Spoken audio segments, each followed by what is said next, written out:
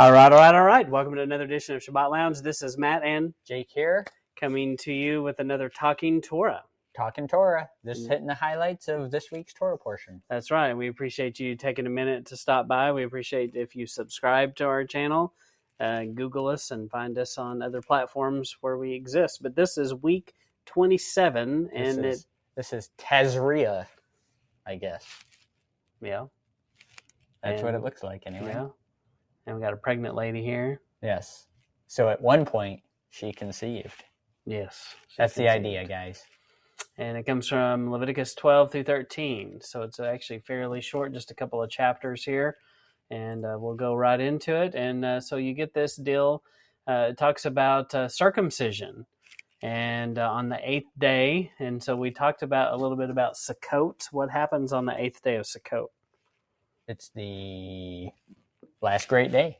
Last great day. So definitely there's got to be, don't you think, a connection between the 8th day of Sukkot and this 8th day circumcision thing? Yeah, whenever there's numbered things that line up, it's something to take notice of. Yeah. I'm not saying I understand and can explain it exactly, but I do know there's a connection. Has to be. Yep. And then when you read these purification rituals, they're different from the boys versus the girl, and there seems to be this extra atonement for blood. Now that's if the woman gives birth to a boy or a girl. That's right. So which one requires a longer atonement process? Oh dear. The weather came up. Weather does that. Yes. It comes up. So the girl requires a longer grace period, if you will. And we kind of discussed this before, what kind of we might think the reason is. It never really gives an exact reason, but some speculation on it is that with a girl, that's life. Mm-hmm. In the woman is life for the next generations. Mm-hmm. If she has a boy, there's not more life coming out of that necessarily in the same way. Mm-hmm. And it's just the way that boys, men and women are different, that has this, and the way that they're connected with bringing life is kind of the idea of why there's a different situation here. Yeah. Well, there's definitely something for the it's kind of gross to talk about, but something about the blood loss, right? And it has to be accounted for. I don't know. It's one of those things where the whole life is in the blood thing. Yes. So another piece of life. So, but it was a command for them to do. So, and this whole thing about 8th day circumcision, it turns out that's the point when the body begins to clot, and so it's actually the perfect time. Right. And so medicine doesn't necessarily practice that, but they probably should. But so they practice give you a shot of that's something right. to make it happen. That's right, because they have to give the baby an additional shot so that they can clot. Right. But if they just waited to the 8th day, so all you doctors out there, change this someday. Right. So it's up to you. That's right. And so then we get to these weird scriptures about a priest. So we got one other thing. So we're going to read from Ezekiel 44:9. Right. So there's circumcision's this big deal for people, and especially they'll read Paul and say, "Well, Paul, did away with circumcision. That's not a thing anymore." But you have to take the whole Bible as a whole complete story, right? And you have to do something with this Ezekiel reference. So this is talking about entering the millennial reign temple. Okay, this section of Ezekiel, he's going through what the new temple is going to look like when it comes down in the second heaven, new heavens and new earth situation. Thus, says Yahweh Elohim, no stranger, uncircumcised in heart, nor uncircumcised in flesh, shall enter into my sanctuary, of any stranger that is among the children of Israel. So,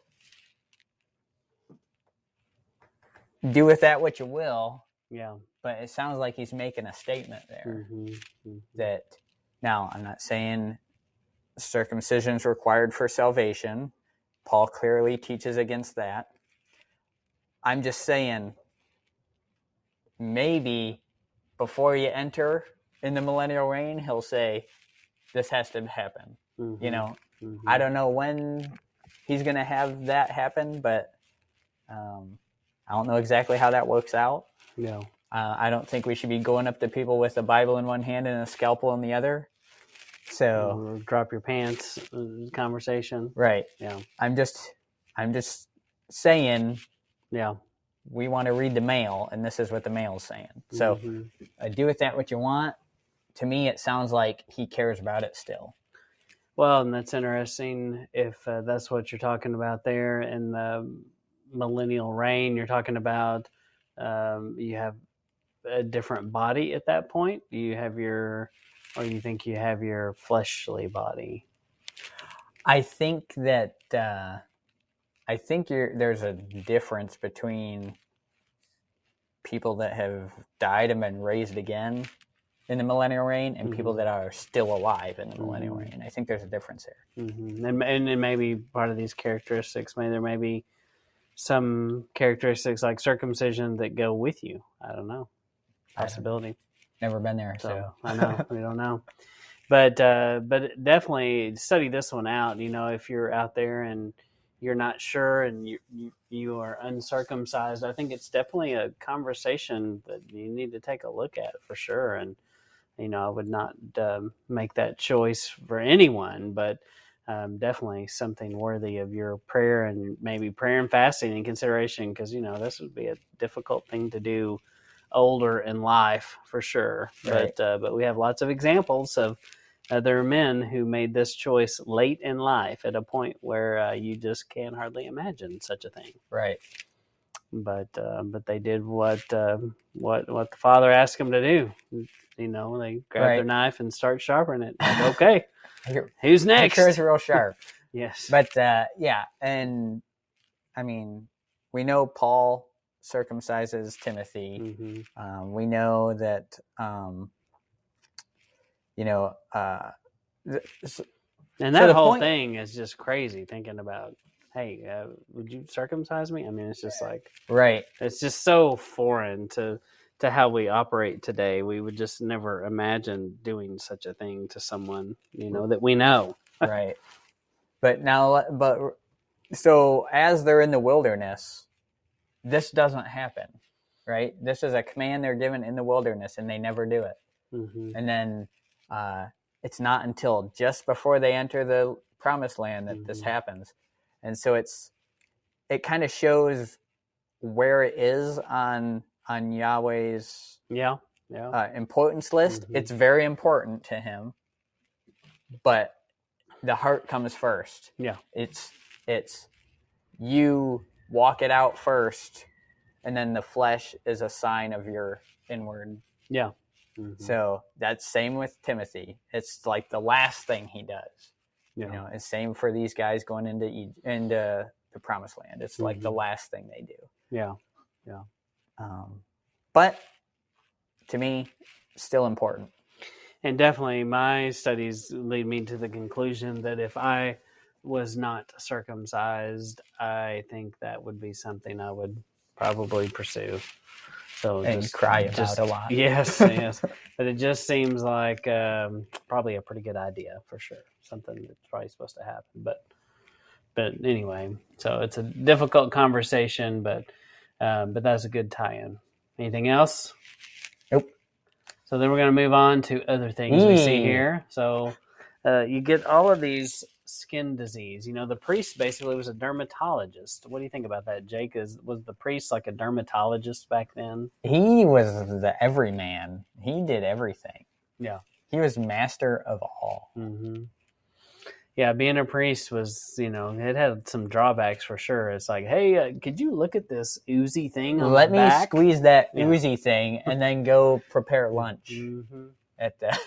Come back in a few days and see if it's, if the hair turns this and it does this, and then it's this long, lengthy process. And you talk about I hope it was a different guy that was doing the slaughtering of the animals, and then maybe the low guy go pick this guy's scabs. Mm-hmm. Mm-hmm. yeah, for sure. But and then you get these mentions of leprosy, and then you also in 24 through 27 you get these mentions of if it's hot and burning, and the quick flesh that burns a white bright spot. Sounds painful, reddish white, so like a fever. Yeah. In it, and so that we know today that's never good. Right. So yeah, so it's like it's also like an inflammation thing. Mm-hmm. And notice nowhere in this text does it say, because we know they have knives. We just talked about circumcision; they got knives. Nowhere does it say in here he doesn't give any instructions about cutting things off. Like we did in the Civil War. Like, right. That you got that injury, your arm's looking kind of bad. We're just going to cut that off of you. You don't need that anymore. And so I think that's interesting because that's kind of a modern medical practice that we might pursue, but it was not here. Yeah, I don't think they talk too much about gangrene in here. No, definitely. But some of these things kind of look like they could definitely be bad right. And kind of gross. So, and it uses the word plague about some of these things, but then very specific about some things that you got to do. Yes, if the plague is in you, you shall be defiled. And then there's even things about if you've got, beard or head issues. What was that? What do you think that is? Yeah, so it talks about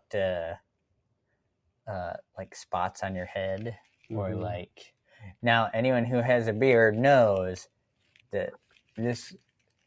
See that picture down in the right with yes. the big beard and the Sabbath Lounge mm-hmm. Logo there. That's my big beard. And anyone with a beard knows that thing pulls a lot of moisture out of your skin. And so you can get itchy and patchy if you don't take good care of yourself. So take good care of yourself. Clean yourself, people. Yes. Don't let the hair turn white and pussy or whatever. Yeah, you don't want that. So I do like in 42 it says, and if there be in the bald head or bald forehead a white reddish sore, it is leprosy sprung up on the bald head and his bald forehead. So, but they really didn't like the bald people. I guess. I think it specifically makes a reference in there that it's okay to be bald. Yeah, so. Definitely. And then in 45 it talks about the clean and unclean and the whole leprosy, and we've done a teaching before about comparing leprosy to sin, and it's kind of an interesting concept about clean and unclean with sin. Yeah, I think that was a good study that you should go check out. And is there anything else you want to say? This is a pretty short and sweet, simple chapter. Once again, I say at some point it might not be a bad idea to reconsider reconstructing the Torah portions a little and not do so many that first week where you do 6 chapters at Genesis, but I also go, they've done this since the time of Yeshua, and I guess why change it? But anyway, this is one of those short ones. Yeah, definitely. You could take a little bit less time dealing with beard hair and a little bit more time dealing with the creation of the world. Big things. There's just so many things that happen in those first 2 Torah portions where you're like, wait a minute, I need a second here. Yeah, you barely get through them. Mm-hmm. Just so much to discuss. Yeah. Mm-hmm. Point being, go home and read it. That's right. For yourself. That's right. Read. Find out what we've been missing. Read the scriptures, and we appreciate you taking a minute to talk Torah with us. And this is Matt and Jake. Signing out. Thank you.